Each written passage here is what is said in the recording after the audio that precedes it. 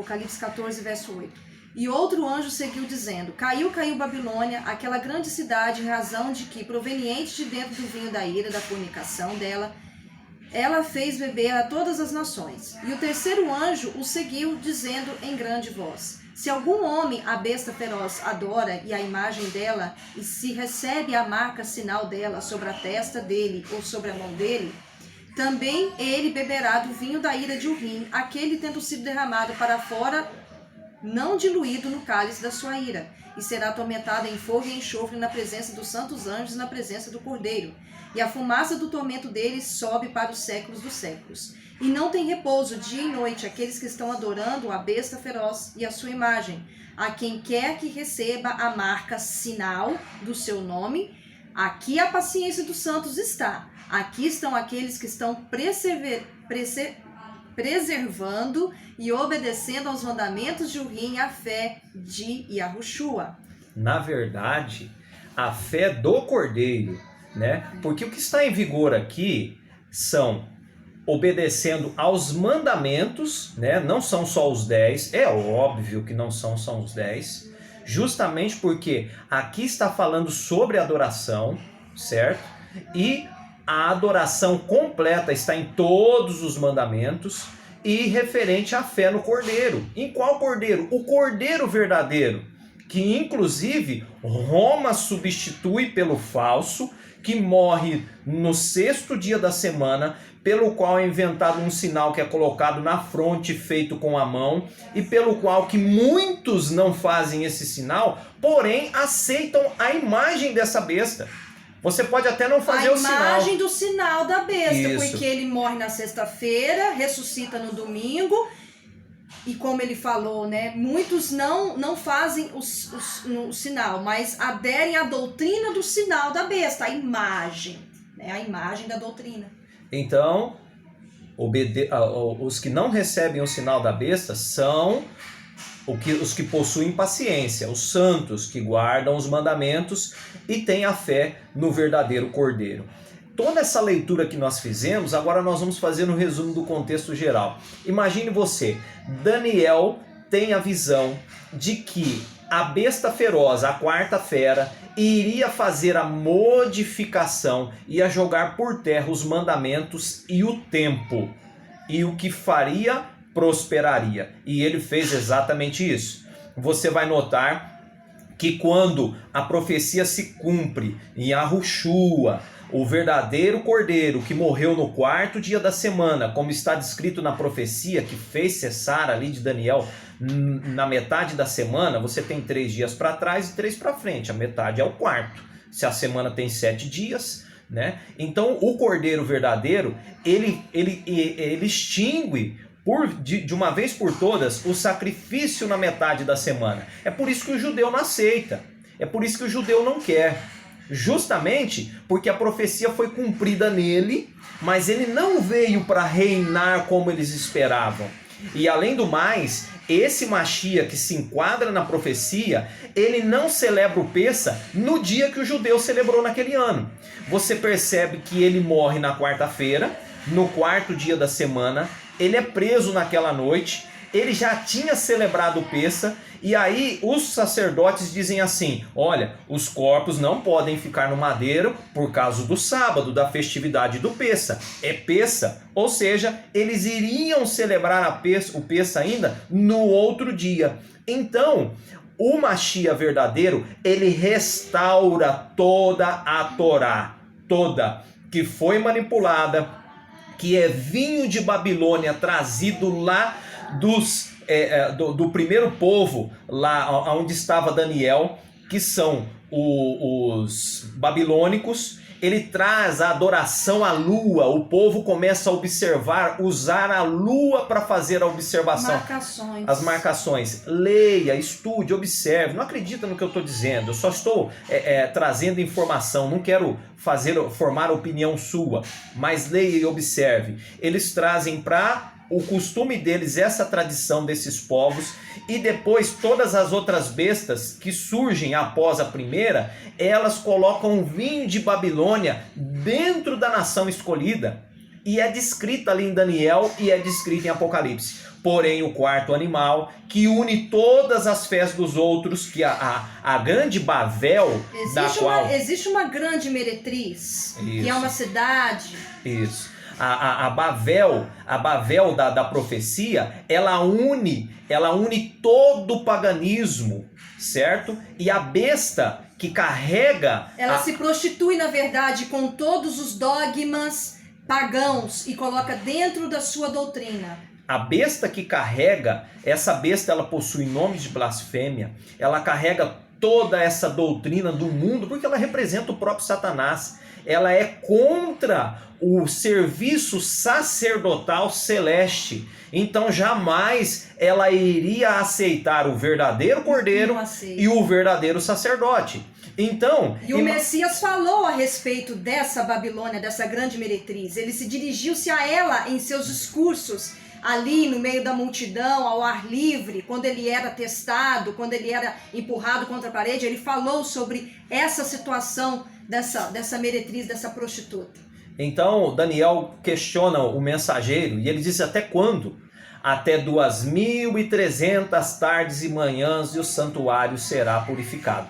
Então eu quero que você entenda que existe essa profecia, a profecia verdadeira, as 70 semanas é cumprida ali pelo Mashiach, aponta o nascimento dele, aponta a morte dele e aponta todo o processo que ele fez para restaurar a lei e os tempos. Ele restaurou a lei e o tempo. E é óbvio, se Êxodo 13 diz que a marca colocada na mão dos filhos dos descendentes daquele povo seria aquele rito chamado de Pêssah, o verdadeiro, aquele que é dado na data certa, no dia exato, que serviria de sinal na fronte, entre os olhos, e na mão por todas as gerações, que serviria para o povo não se esquecer da lei dele. O que Satanás iria atacar? Exatamente esse sinal. E qual é o sinal que ele coloca oposto?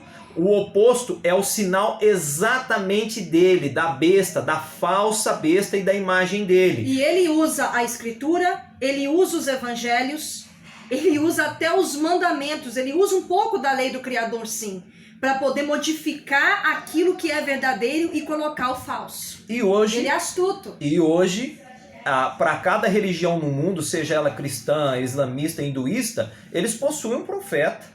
Eles possuem um corpo de doutrinas que mostra que realmente espera um salvador e tudo mais, mas é o oposto. E o cristianismo ainda induz as pessoas a acharem que Jesus Cristo de Nazaré, que esse personagem é um personagem fictício, é só você entrar na história, é só você ler a escritura e você vai perceber que não é a mesma pessoa que nós estamos falando aqui.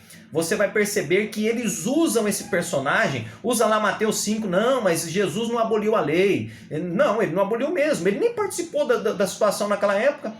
Quem participou naquela época foi o filho do carpinteiro, o verdadeiro Mashiach, o Messias verdadeiro, o vindouro, que guardou as festas, que guardou o calendário no dia certo, porque no quarto dia da semana... É por isso que ele era excluído da sociedade, é por isso que ele era identificado como um impostor, porque ele realmente cumpriu a lei dos tempos designados pelo Criador. E não o tradicionalismo dos sacerdotes e do povo judeu da época, que nem judeu era, né? Agora um detalhe importante, você vai notar que a ordenança para que o seu filho, para que a sua família receba o sinal do Criador, está lá em Êxodo 12 e em Levíticos 23, que é exatamente o 14º dia ao crepúsculo, entre o 15º dia, é celebrado o Pêssah. Leia os evangelhos, você vai ver que em todos eles, os discípulos chegam para o Mashiach, para o mestre, e diz assim, Yahushua, Jesus é outra situação, mas na tua Bíblia vai estar escrito, Jesus é lógico que Roma fez toda a salada, né? Toda a Babel, né? Toda a sai dela, povo meu. Então, você vai encontrar ali aquela situação, dizendo de forma simples, mestre, aonde queres que nós venhamos a preparar o lugar para nós celebrarmos o Pêssah? Aí ele diz, mas engraçado, era o quarto dia da semana. Por quê? Porque já estava iniciando o quarto dia da semana, já entardecendo. Na verdade era o terceiro dia, mas né? quase já na transição do quarto dia da semana. E você vai perceber que ele celebra o Pêssah naquele dia porque ele tem que cumprir a profecia. Ele é o Cordeiro verdadeiro, não tem outro. Nem depois dele, nem antes dele. Ele é o verdadeiro e único. Então, no quarto dia da semana, como manda Êxodo 12 e Levíticos 23, ele é executado e escolhido pelo sacerdote vigente. Não poderia ser diferente. Caifás escolhe ele como cordeiro imaculado e diz: é esse que vai ser morto. E é esse que for morto no madeiro, exatamente como manda a profecia, no quarto dia da semana, segundo o Êxodo 12, segundo Levíticos 23, ele faz valer novamente, é chegado outra vez o reino do céu, porque ele faz entrar em vigor a lei, o testemunho e o tempo. E o tempo do fim começa quando? Quando que começa o tempo do fim? Segundo a profecia de Daniel, ele diz assim: fecha a profecia porque ela é para o tempo do fim. Qual então, a profecia? A profecia do ungido sendo cortado. Isso. Né? Então, o fim da profecia, o cumprimento dela aconteceu lá naquele tempo. E remete para os nossos dias hoje, justamente porque hoje você, se você quer fazer parte do povo do Criador, você tem todos os testemunhos dados por Moisés, que ele não descumpriu nenhum, Machia não descumpriu. Você tem toda... além do testemunho, você tem a marcação do tempo e você deve levar até a sua família, na data certa, o Pêssah, a celebração do Pêssah, porque nesse dia você separa o que está lá em Êxodo 13, o primogênito da sua casa que pertence a ele, não pertence a você. E em cumprimento de tudo isso, você vai notar ainda que nós temos agora, daqui, que dia que é o Yom Kippur? Hoje sendo o dia 1º do 7º mês, sexta-feira da outra semana, exatamente daqui 9 dias. O dia de Yom Kippur. Ao pôr do sol. É o dia de purificação, aonde você, sacerdote do lar, ungido pelo Eterno, desde que você esteja disposto a reparar as brechas, a ser uma atalaia, a reparar toda essa bavel que foi feita, se posicionar ao lado do Criador, você leva a sua família no dia de expiação aos pés do Criador e diz assim: olha, eu recebi o sangue do Cordeiro verdadeiro, porque não precisa mais de todas as ordenanças que foi dadas a Moisés, está escrito aqui na interlinear que é por tempo determinado. Existe um tempo determinado para tudo. Então, a lei de ordenanças de sacrifício foi cumprida. Ele cessou. Daniel disse que após dada a ordem para reconstrução de Jerusalém, 70 semanas estão determinadas sobre o seu povo. No tempo exato, o Machia cumpriu, através da morte dele, ele cumpriu todas as ordenanças relacionadas em sacrifícios e ofertas de manjares dentro do santuário. Por isso que não precisou mais. Então, esse é um detalhe que você deve levar para sua família e entender que sem ser sexta-feira agora, o sexto dia da semana na outra... Na próxima sexta-feira, no dia 25 de setembro. É o dia de purificação, é onde você leva até o Criador todas as orações do ano inteiro, os pedidos de pecado. O Machia então faz a limpeza do santuário celeste como era feita aqui na terra. Tudo é sombra. É óbvio que o grande conflito está dentro desse contexto. E se você adorar a falsa besta, receber o sinal da cruz e receber o sinal das duas serpentes, que nós podemos detalhar esse sinal em um outro vídeo, na fronte, na sua mão, né? Na sua mão, e por sinal entre os seus olhos, você exatamente vai estar representando, e o seu pecado não é perdoado. A lei e o testemunho, se não forem dessa maneira, jamais verão a luz, a alva. Então é muito claro. Eu espero que nós tenhamos contribuído com você. Qualquer dúvida, nós estamos à disposição. Observe, estude. Nós temos vídeos sobre o calendário do Criador no canal Sobrevivência, no canal Fruto da Criação. Se houver algum assunto que você queira entender, nós estaremos à disposição. Para compreender melhor a Escritura, nós temos um outro estudo, a gente vai fazer um vídeo.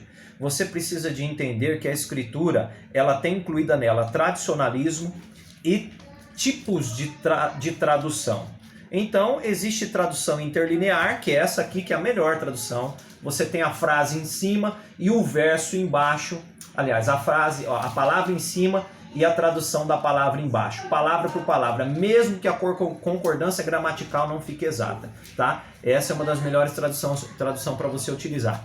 Fique com o Eterno, um forte abraço. Nós queremos desejar a você assim muita paz, harmonia no seu lar. Não se esqueça, você que é sacerdote da casa, você precisa de colocar em vigor toda a Torá, toda a Escritura. Você já está casado, você não pode entrar em conflito com a sua família. É aos poucos que funciona tudo isso. Não é para sair e vender tudo que tem, se enfiar onde você não deve, não. As coisas são devagar, você não está sozinho. Quando Moisés sai com o povo do Egito, ele sai ao passo. Um amigo meu me disse isso e eu gravei e nunca mais esqueci. Ele disse para mim, eu não estou sozinho, eu tenho que andar no ritmo da minha esposa e dos meus filhos. Isso ficou gravado, isso se tornou a verdade para mim e eu observo em todo o contexto bíblico. Quando Jacó sai da terra lá do sogro dele e vem em direção para encontrar o irmão dele, ele diz para o irmão dele, pode ir à frente, que eu tenho que acompanhar os meus animais, os meus filhos e a minha esposa. Eu não posso ir ao seu passo. Então cada um no seu passo, cada um no seu tempo, tenha paciência. A sua família é importante e você tem responsabilidade sobre ela. A verdade é gradativa e não pode ser derrubada e derramada nas pessoas de uma vez. Assim seja. Shalom a todos. Shalom. E um forte abraço.